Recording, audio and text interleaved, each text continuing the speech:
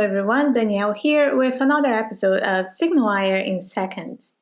If you're familiar with the SignalWire AI agent, you probably know that this functionality's backbone is SWML, SignalWire Markup Language. By now, we have demonstrated how to set up AI agents through SignalWire Space dashboard, how to host your SWML in a Node.js app, as well as how to use functions to expand the functionality of your AI agent. So in today's episode, we'll take a closer look at how to gain more control over your agent actions by executing SWML from a function. We'll walk through an example where our AI agent named Laura assists users with information about the U.S. National Park Services. When someone calls in with questions, Laura not only provides answers, but also offers to send text messages and transfer calls to specific departments. Let's get started. All you need to set up this example is a SignalWire account and a phone number. If you don't have a SignalWire account yet, click on the link in the description and either buy or verify your phone number. In this example, I'm making a GET request to the National Park Services API in one of my functions. But this is only for demonstration purposes. You don't need to use an API or make any requests to make this example work. If you wish, you may subscribe to the National Park Services API to follow along. To ensure successful SMS delivery in your SWML and SWAIG integration, it's important to have your SignalWire phone number registered for messaging. If your SMS isn't reaching its destination, it's likely because the number hasn't been registered or verified for messaging purposes. For more information, check out the link in the video's description. If you prefer not to register or verify your number immediately, you can still develop and test your application by checking the post-prompt URL for SMS delivery status. This can be a temporary solution as you work on completing the necessary registration of your phone number. We start by navigating to the Relay SWML script on our dashboard. As you can see, I already have a pre-written script set up, so we can go ahead and dive into the details. First, we have the AI's prompt, which sets the conversation flow and instructions to our agent Laura. She will assist with inquiries about the U.S. National Park Services and look up 3 functions to help with park alerts and transferring to another department. Next, it's important for our use case that we set the AI params SWAIG allows SWML to true. This parameter essentially switches on the AI's ability to act on SWML blocks inside our functions, which bridges the gap between simple conversational flows and dynamic interactions based on real-time data. Moving on to the important part of our script, the functions. Think of these as the building blocks that empower our agent to relay more info to the caller, as well as perform actions in real time. For the Park Alert Lookup function, if the caller asks about park alerts, the agent will look up this function. Let's break it down step by step. This function will require an argument, which is set to be a query. That is a string representing the national park or region the user is interested in learning about. Next, we have the data map. It processes or validates the input from the user, perform actions based on the input, or connect to external APIs or services. We will be demonstrating 2 ways of using data map in this blog. You're going to see datamap.webhooks and datamap.expressions, as this parameter will allow our functions to execute SWML or execute actions. In this case, we're using the webhooks parameter.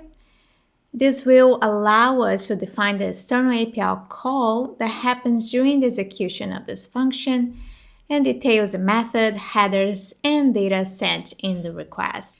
For each, iterates over the return data from the API, specifically targeting the alerts. It is set to process and append the title and description of the first alert. You may change the maximum parameter to accommodate the amount of alerts you wish to provide the caller. Next, in the output parameter, This outlines the function's result, focusing on sharing the alert summary. If alerts are found, the AI informs the user about the top alert. It also asks if the caller would like to receive a text message with the alert info. Now, the heart of our script, the action parameter, which is used to define what's going to happen after the function is complete. In this case, we are activating our send SMS function by using the toggle function's action. The send SMS function, here we are sending an SMS to the caller with the alert info. This function is only active if the caller asks about alerts, which switches its active parameter to true. This function will require one argument, which is the alert summary. We are able to access this alert summary because of the park_alert lookup function. This time around, we are implementing the datamap.expressions. This parameter is used to define the expressions that will be used to process the data that is received during the function call. Think of it as a set of instructions that guide our virtual helper, our agent, understand and organize the information it finds. The string directive is used to match the alert summary argument. By matching the summary with the .* pattern, we ensure that the entire content of the alert, regardless of its length, is captured and then utilized with the send SMS function. Now, as seen in the park_alerts lookup function, we unleash a series of actions defined under the output section. First, it confirms the intention to send the SMS as a response. Then, it executes a SWML block containing the send SMS method. For the number parameter, we use the caller ID num variable, ensuring the message reaches the caller directly. This approach streamlines the process as the agent doesn't need to request the caller's number. An essential step in our process involves incorporating the args.alert summary variable into the body of the SMS message. This ensures that the caller receives the detailed alert information discussed during the call directly on their phone. Should the caller ask to be transferred to another department, in this case, the reservations department, our agent will access the transfer function. This function also requires one argument, which is referenced as destination. We are also utilizing the same parameters and steps followed in the send SMS function here. The difference is that our SWML block operates a few more actions than send a text message. It does way more than that. So first thing that it does, when the agent reads the SWML block, a message is sent to a predetermined number, indicating an incoming call to alert the department of the transfer. Before the transfer, it plays a recording to the caller, warning that the call will be recorded. Finally, it connects the caller to the specified number, completing the transfer process. Don't forget to assign your SWML script to one of your phone numbers when it's ready.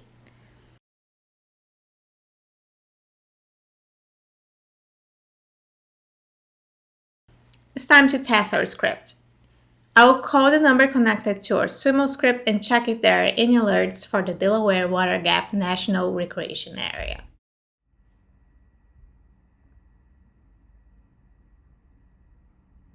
Hello there, I'm Laura, your assistant. Do you have any questions about the U.S. National Park Services? Yes, I would like to know if there are any alerts for the Delaware Water Gap National Recreation Area. One moment, please. The Delaware Water Gap National Recreation Area currently has an alert. The Blue West area is closed due to ongoing road work until further notice. Would you like me to send you this alert as an SMS? Yes, please. Let's see. The alert has been sent to your phone. Is there anything else you would like to know about the National Park Services? Yes, can I please book a reservation or speak to the reservation department? One moment, please. This call will be recorded for training purposes.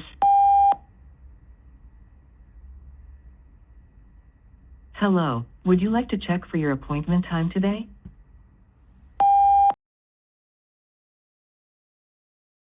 And that's it for today. With SWML's flexibility, there is no end to how we can innovate and enhance the user experience. Whether you're building a customer service bot or an informational guide, remember these tools are here to make your AI smarter and your life easier. For more information, please visit SignalWire.com to learn more about our products and services. And for more SignalWire in seconds, please hit the subscribe button below. Thank you.